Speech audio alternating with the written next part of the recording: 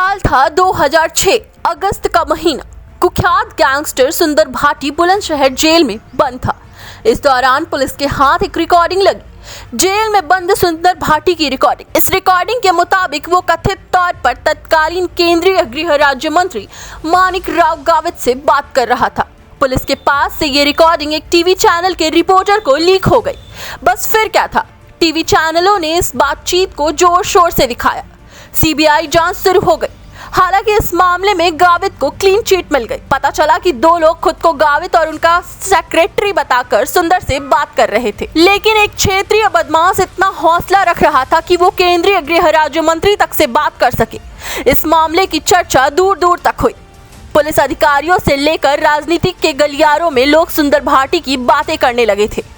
अब 6 अप्रैल को सुंदर भाटी को एक मामले में उम्र कैद की सजा हुई। चलिए आपको बताते हैं वेस्ट यूपी के सबसे बाहुबली और खतरनाक गैंगस्टर सुंदर भाटी की कहानी, जो शुरू हुई थी ग्रेटर नोएडा के एक छोटे से गांव से। कहानी उस दौर की है जब ना तो नोएडा हुआ करता था और ना ही ग्रेटर नोएडा। ये पूरा इलाका बुलंदशहर और गाजियाबाद के अंतर्गत ही आता था।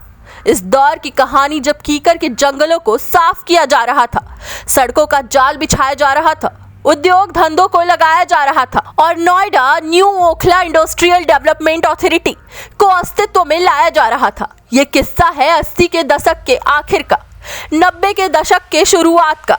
यहाँ जब हिंसक वारदातों का दौर जो एक बार शुरू हुआ तो ना जाने कितनों का खून बह गया। ये कहानी अकेले सुंदर भाटी की नहीं, नरेश भाटी की भी है, उनकी दुश्मनी की भी है और दोनों के बीच हुई उस खूनी गैंग वॉर की भी है, जिसने वेस्ट यूपी की सड़कों पर मौत का तांडव मचाया कि पुलिस वाले भी हैरान रह गए।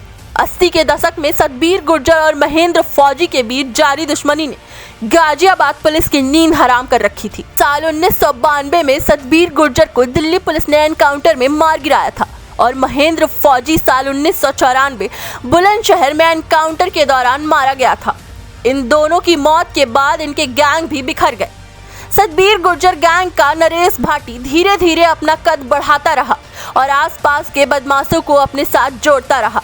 दूसरी तरफ सुंदर भाटी का उभार हुआ।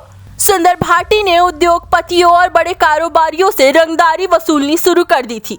आपको बता दें कि पिछले कई सालों से सुंदर भाटी जेल में है। पुलिस ने उसे साल 2014 में ग्रेटर नोएडा के घंघोला से गिरफ्तार किया था।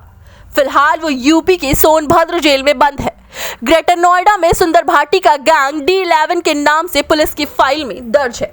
28 मार्च 2004 को गौतम बुद्ध नगर के जिला पंचायत अध्यक्ष नरेश भाटी की हत्या कर दी गई थी। इससे पहले साल 2000 में भी नरेश भाटी पर हमला हुआ था, जिसमें उनका गनर और ड्राइवर मारे गए थे। इससे पहले सुंदर गैंग और नरेश गैंग के बीच कई सालों तक गैंग वॉर चला। इस दौरान दोनों ओर से 50 से अधिक लोगों की हत्या हुई। ऐसा कहते हैं कि नरेश भाटी जिला पंचायत अध्यक्ष का चुनाव लड़ने की ठान चुका था। वहीं सुंदर भाटी भी जिला पंचायत अध्यक्ष बनना चाहता था। इसी को लेकर दोनों के बीच दुश्मनी हुई, गैंग वॉर शुरू हो गया। ट्रक यूनियन के 2 अध्यक्षों की हत्या तक हो गई।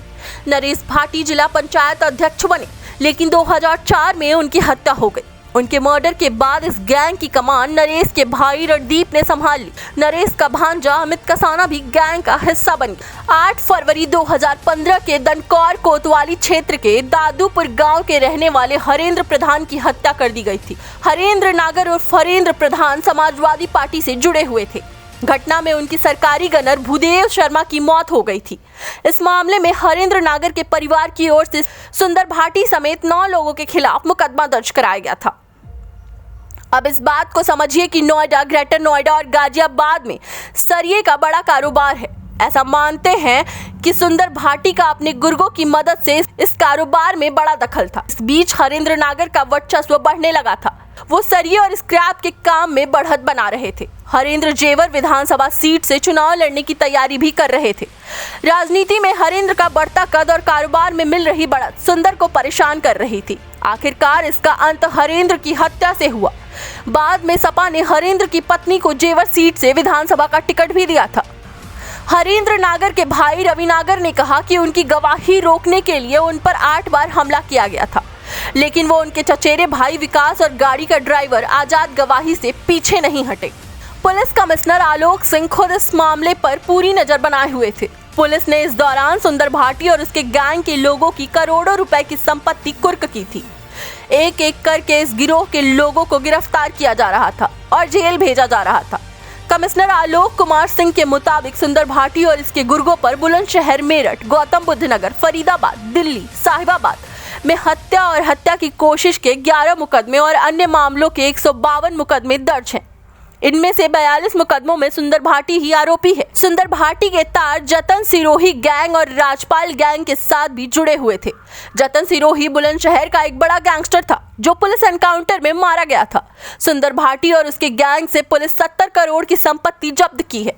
वहीं उम्र कैद की सजा की चुनौती देने के लिए सुंदर भाटी के परिजन हाई कोर्ट जाने की तैयारी भी कर रहे थे। टैक्स रिपोर्ट, अटल टीवी।